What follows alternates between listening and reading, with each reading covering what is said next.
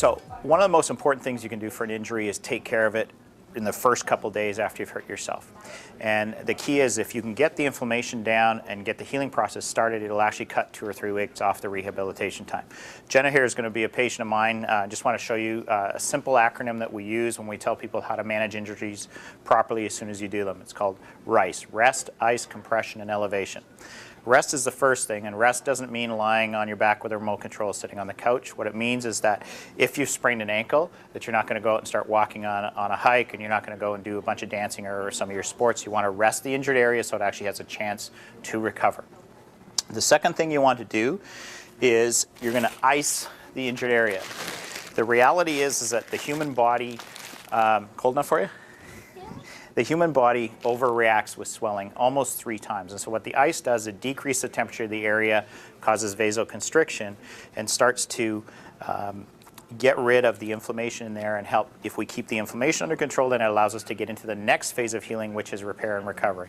So when you're icing, you want to either use crushed ice, or you can use a bag of ice cubes. Doesn't work as well. A bag of frozen vegetables, or one of the chemical ice packs. You just have to be a little careful with those as far as frostbite goes. So you want to ice the area for about 10 minutes, leave it off for about 20 minutes, put it on for 10 minutes, and keep going with that pattern. Even if you happen to wake up in the middle of the night, if you can ice it during the middle of the night, that's going to give you a distinct advantage.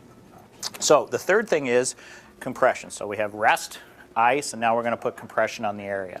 So you can do it with the ice on it, but for this one, I'm just going to take the ice off for a second. And what you want to do is wrap the area with a tensor bandage, just a stretchy tensor bandage, and you want to actually keep that area and have compression on the area that's swollen.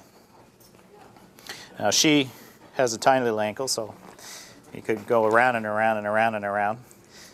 So the compression, they've actually done studies where they show that if you actually just compress and elevate the injured area, that actually gets rid of swelling almost better than any other thing that we can do. So we have rest, we have ice, compression, and now with the elevation, what we're going to do is I'm just going to double this pillow up a little bit, okay?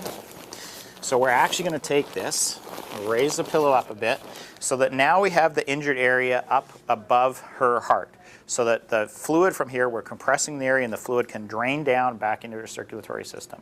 So in order for you to get a jump and save 2 or 3 weeks of rehabilitation, you want to rest the injured area, ice for 10 minutes at a time, put some compression on it. Don't use the compression at night. Take this off at night because this will actually cut off the circulation of your toes, and make sure you elevate the injury area. So rest, ice, compression, elevation. If those simple solutions don't help you recover in a couple of days from your injury, then you want to make sure that you see a physiotherapist and get a thorough evaluation so you figure out what's going on and you get proper instruction to get you healing as quickly as possible with the right technique.